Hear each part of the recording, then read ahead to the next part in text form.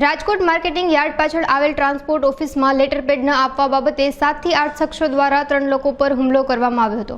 દુકાનમાં બાઇક અને કારમાં પણ તોડફોડ કરી હતી। ત્યારે આ મુદ્દે ગુજરાત ચુવાડિયા કોળી સમાજ પ્રમુખ દ્વારા પોલીસ કમિશનરને આવેદનપત્ર પાઠવવામાં આવ્યું હતું। ભોગ બનનાર સુનિલભાઈ ધોળકિયાએ જણાવ્યું હતું કે કોરો લેટરપેડ ન આપવા બાબતે માર મારવામાં આવ્યો હતો અને કાર અને બાઇકમાં પણ તોડફોડ કરવામાં આવી હતી। પોલીસ કમિશનરને રજૂઆત કરી શખ્સો સામે કાયદેસરની કાર્યવાહી થાય અને પૂરતો ન્યાય મળે તેવી માંગ કરાઈ છે। મારું નામ ધર્મેશભાઈ જંજવાડિયા, પ્રદેશ પ્રમુખ ગુજરાત ચુવાડિયા કોળી સમાજ।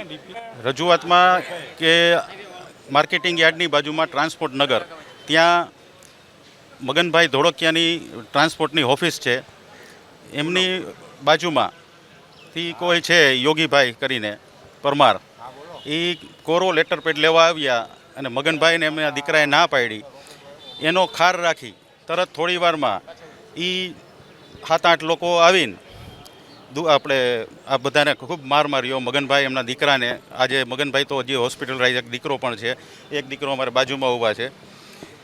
અને પછી આખી ઓફિસની અંદર 2 લાખથી પણ વધારે નુકસાન કર્યું। પછી 12 બાઇક પડ્યા હતા, કાર પડી હતી, એની અંદર પણ ભયંકર નુકસાન કર્યું।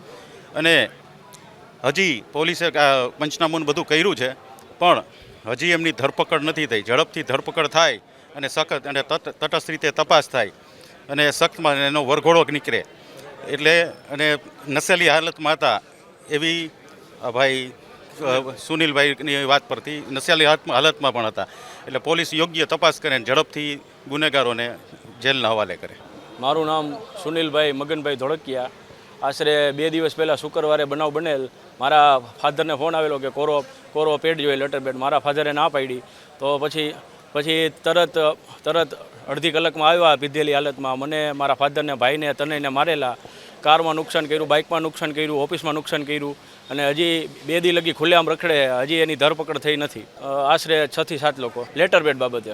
લેટરપેડનો હથિયાર, પાઇપ હતા, છરી હતી, આજીડેમ પોલીસ ચોકીમાં ફરિયાદ કરેલી છે। મને સાહેબ બે આયા પગમાં લાગેલું છે, 3 ફ્રેક્ચર આવેલા છે, હાથની આંગળી તૂટી ગયેલ છે, હાથમાં લાગેલું છે, અને માથામાં પાઇપ મારેલો છે। પોલીસ દ્વારા અમે આપી દીધું નિવેદન, પંચનામું લેવા આવ્યા હતા, પણ હજી લગી સાહેબ ધરપકડ થઈ નથી, અને હમણાં જ કાલના વાવડે આરોપી ખુલ્લેઆમ રખડે છે। હજી કમિશનરને રજૂઆત છે કે સખ્તમાં સખ્ત કાર્યવાહી થાય, અમને પૂરેપૂરો ન્યાય મળે, અને સખ્તમાં સખ્ત એને એ લોકોની ધરપકડ થાય, અને જે એને સજા થઈ કાયદેસર એનો વરઘોડો કાઢવાનો થાય। એટલે બીજી વાર એને ભવિષ્યમાં લુખાગીરી નહીં કરે। આની પહેલાં એને 2-3 વાર આવી લુખાગીરી કરેલી છે।